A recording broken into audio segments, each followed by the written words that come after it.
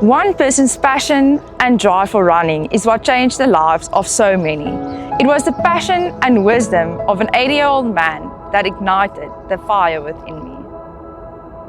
My name is Anya Yubar. I grew up in Worcester where I met Kwesi. I used to do my running sessions around an open field near my house, equipped with the best. Meanwhile, Kwesi was coaching his athletes from an underserved community. They ran around trees that served as markers, some barefoot, others wearing worn-out Tomitakis. I had all the right gear and a warm, nourishing meal waiting for me at home. Those children, however, had neither the proper equipment nor enough food. But they had one person who believed in them, Kwesi. In communities overshadowed by hardship, he shaped raw talent into some of South Africa's finest athletes, not for fame, but for the joy of unlocking their true potential.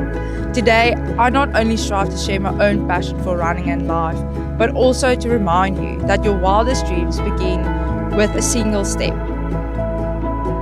Inspired by his example, I partnered with a small foundation to pursue my dreams of empowering young people with knowledge, inspiration and support to build a brighter future, one single step at a time.